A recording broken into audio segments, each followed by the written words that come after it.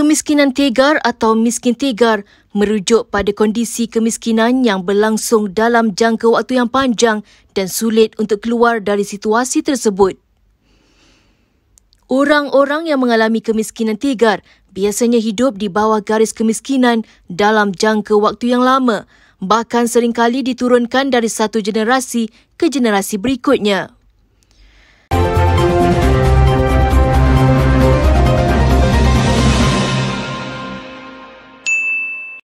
Kemiskinan tegar ditandai dengan keterbatasan akses terhadap sumber daya dan kesempatan ekonomi seperti pendapatannya rendah, kurangnya akses kepada pendidikan berkualiti, rumah yang tidak selesa didiami, perkhidmatan kesihatan yang terhad dan akses terhad kepada infrastruktur asas seperti air bersih dan sanitasi.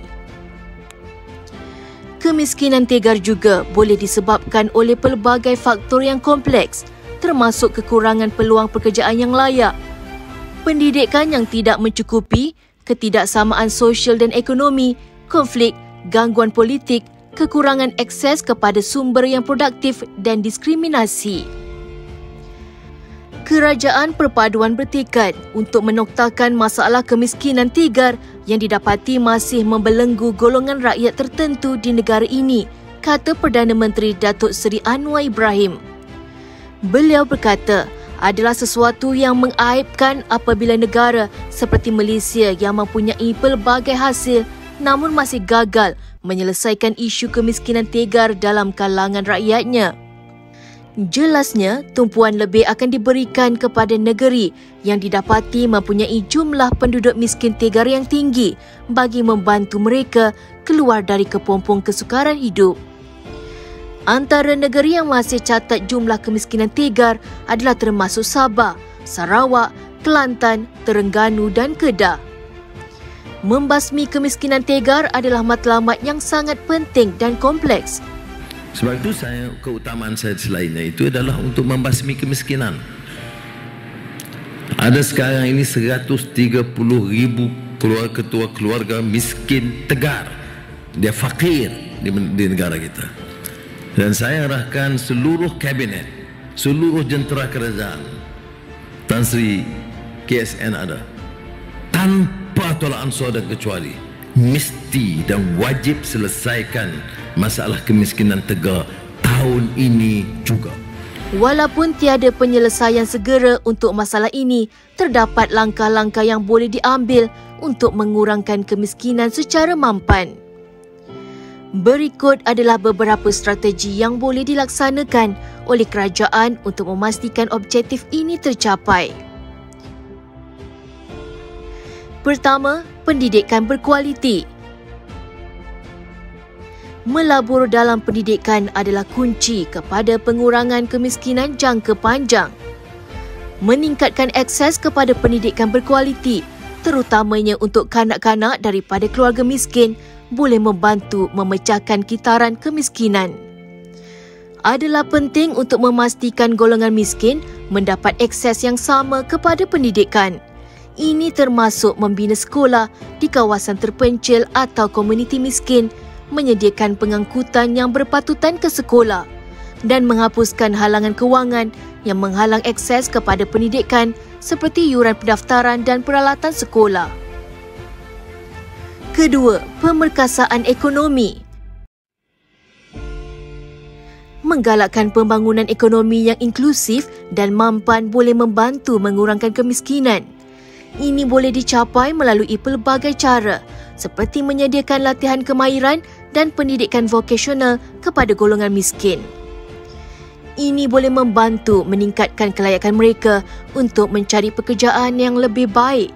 Kemahiran ini boleh melibatkan program latihan dalam bidang seperti pertanian, teknologi maklumat, kraf atau kemahiran pekerjaan lain mengikut keperluan pasaran. Ketiga, perlindungan sosial. Sistem perlindungan sosial yang kukuh boleh membantu melindungi individu dan keluarga dalam keadaan kemiskinan yang melampau. Program seperti faedah sosial, insurans kesihatan dan jaringan keselamatan sosial yang lain boleh memberikan kelegaan sementara. program pengagihan makanan tambahan, subsidi makanan atau baucer makanan boleh membantu memastikan golongan miskin mendapat makanan yang mencukupi. Keempat, akses kepada perkhidmatan kesihatan. Akses yang baik kepada perkhidmatan kesihatan adalah penting untuk mengatasi kemiskinan yang berterusan. Pelaburan dalam infrastruktur kesihatan asas, program vaksinasi dan penyediaan penjagaan kesihatan asas boleh meningkatkan kesejahteraan dan mengurangkan beban penyakit pada rakyat miskin. Kelima, memperkukuh infrastruktur dan akses kepada sumber. Infrastruktur yang mencukupi seperti akses kepada air bersih, sanitasi, elektrik, jalan, jambatan dan pengangkutan mampu milik boleh memainkan peranan penting dalam mengurangkan kemiskinan yang berterusan. Pelaburan dalam pembangunan infrastruktur yang mampan dan inklusif merupakan langkah penting dalam menangani jurang sosial dan ekonomi. Keenam, dasar dan peraturan menyokong.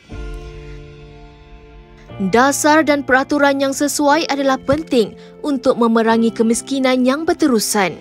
Langkah-langkah seperti mengurangkan ketidaksamaan pendapatan, melindungi hak pekerja, mengukuhkan sistem percukaian yang adil dan memerangi rasuah boleh membantu mewujudkan persekitaran yang membolehkan pengurangan kemiskinan. Kerjasama dan perkongsian. Membasmi kemiskinan yang berterusan memerlukan kerjasama antara kerajaan, sektor swasta, NGO dan masyarakat sivil. Kerjasama dan perkongsian yang kukuh boleh menghasilkan penyelesaian yang lebih holistik dan mampan dalam menangani masalah ini. Harus diingatkan bahawa mengatasi kemiskinan tegar merupakan cabaran yang kompleks dan memerlukan pendekatan menyeluruh yang melibatkan pelbagai aspek. Pembangunan dasar ekonomi dan sosiopolitik perlu untuk mengubah keadaan dan membolehkan individu atau keluarga melepaskan diri daripada kemiskinan tegar. Semoga kerajaan perpaduan berjaya menotakan kemiskinan dalam masa yang terdekat.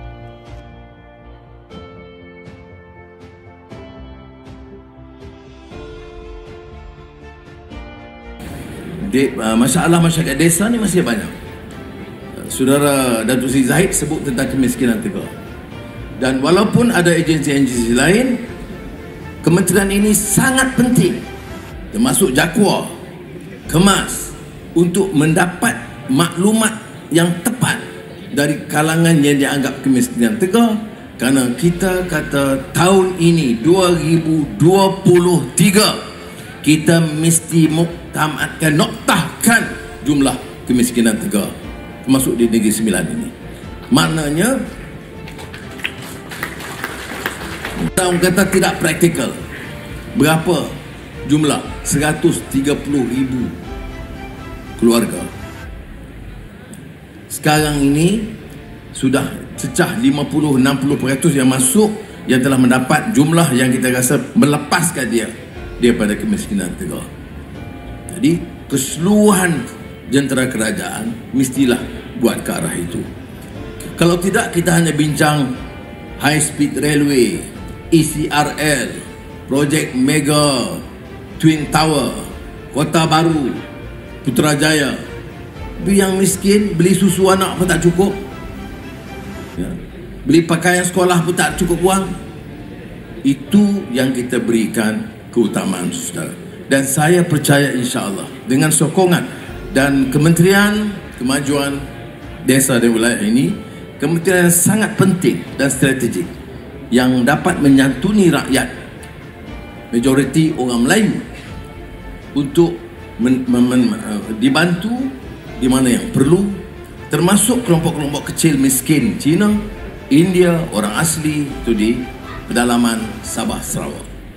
Saya tidak fikir ini harus jadi masalah sekiranya semua jentera itu dapat kita kumpulkan. Dan ini sebabnya kita mahu saudara-saudara, terutama di Negeri Sembilan, melihat sendiri apa yang dilakukan oleh Kerajaan Negeri Sembilan.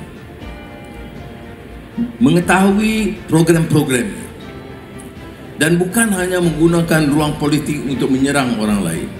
Kita beri fakta dan melihat bagaimana penipuan-penipuan dilakukan.